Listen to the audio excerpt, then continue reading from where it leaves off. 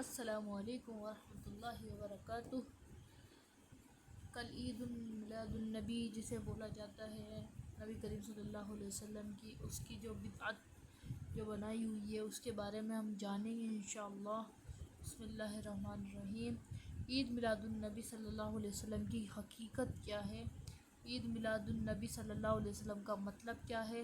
نبی صلی اللہ علیہ وسلم کی ولادت کس دن ہوئی ہے؟ عید کے دن روزہ رکھنا کیسا ہے؟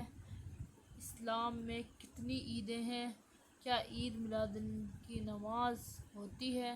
تو ہم ان سارے کوشچنوں کا آنسر دیں گے۔ عید میلاد النبی صلی اللہ علیہ وسلم کی کیا حقیقت ہے؟ عید میلاد النبی صلی اللہ علیہ وسلم کا کیا مطلب ہے؟ عید کا مطلب خوشی کا دن اور میلاد مطلب پیدائش کا دن۔ عید میلاد النبی صلی اللہ علیہ وسلم کا مطلب نبی صلی اللہ علیہ وسلم کی پیدائش کی خوشی کا دن۔ نبی صلی اللہ علیہ وسلم کی ولادت کس دن ہوئی ہے؟ ابو قتادہ رضی اللہ عنہ سے روایت ہے کہ رسول اللہ صلی اللہ علیہ وسلم سے پوچھا گیا پیر منڈے کے روزے کے بارے میں، تو آپ صلی اللہ علیہ وسلم نے فرمایا میں اس دن منڈے کے دن پیدا ہوا اور اسی دن مجھ پر وحی اتری ہے۔ حدیث میں صرف پیر کا دن آیا ہے، تاریخ نہیں معلوم ہے۔ اب یہاں ہمیں سمجھنے کی بات یہ ہے کہ جس دن کو عید منایا جا رہا ہے اس دن کے کنفرم ڈیٹ کا ہی علم کسی کے بھی پاس موجود نہیں ہے۔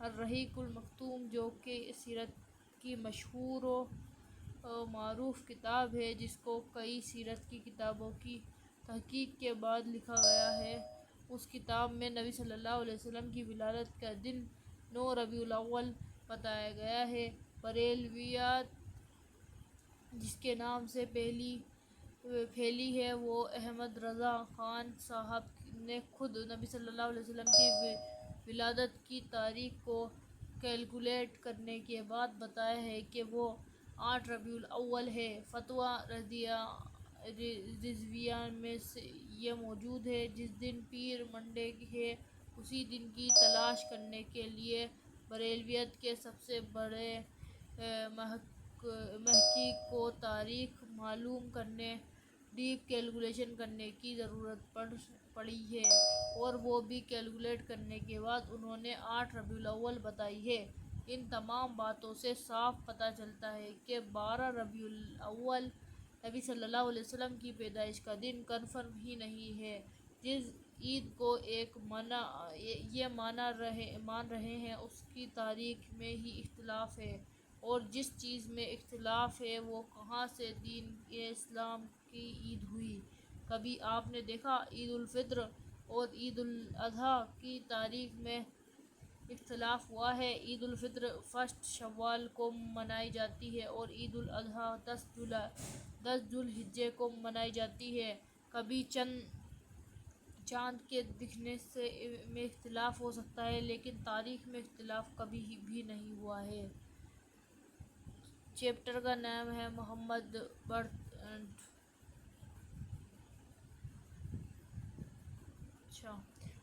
تیسرا سوال ہے اسلام میں کتنی عیدیں ہیں؟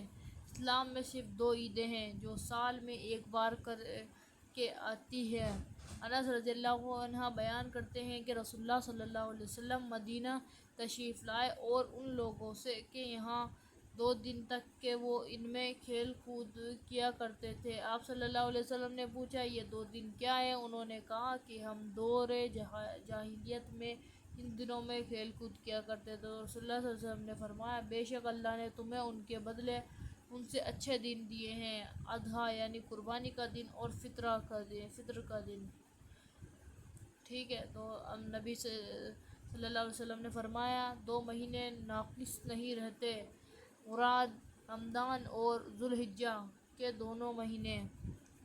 عید کے دن روزہ رکھنا کیسا ہے؟ اللہ کے نبی صلی اللہ علیہ وسلم نے عید کے دن روزہ رکھنے سے منع فرمایا ہے۔ عائشہ رضی اللہ عنہ سے روایت ہے کہ منع فرمایا ہے۔ رسول اللہ صلی اللہ علیہ وسلم نے عید الفطر اور عید الاضحیٰ کے روزے۔ یہاں سوچنے والی بات یہ ہے کہ نبی صلی اللہ علیہ وسلم خود عید کے دن روزہ رکھنے سے منع فرما رہے ہیں، اور پیر کو روزہ اس لیے رکھ رہے ہیں کہ آپ کی ولادت ہوئی تھی۔ اگر آپ کی ولادت کا دن عید کا ہوتا تو عید کے دن تو روزہ رکھنا منع ہے، پھر نبی صلی اللہ علیہ وسلم نے روزہ کیوں رکھا؟ اس بات سے صاف پتہ چل گیا کہ نبی صلی اللہ علیہ وسلم اپنی ولادت دن روزہ رکھتے، اور جب روزہ رکھتے تو وہ عید نہیں مانتے تھے۔ کیا عید میلاد کی نماز ہوتی ہے جیسے عید الفطر اور عید الاضحیٰ کی نماز ہوتی ہے؟ حکم موجود ہے، وقت کا ہمیں معلوم ہے، طریقہ بھی ہمیں احادیث سے پتہ چلتا ہے۔ عید المسلمین کی بھی نماز کا حکم موجود ہے۔ کیا کسی صحیح حدیث سے عید میلاد کی نماز کا حکم موجود ہے؟ عید میلاد کے نماز کا حکم کسی بھی حدیث سے موجود نہیں ہے، اور یہ بات سب لوگ جانتے بھی ہیں۔ کچھ لوگ اس کو بھی ایجاد کر رہے ہیں، جیسے پچھلی بار مکہ مسجد حیدرآباد میں نماز ہوئی تھی، جس پر بہت سے لوگوں نے اعتراض بھی کیا۔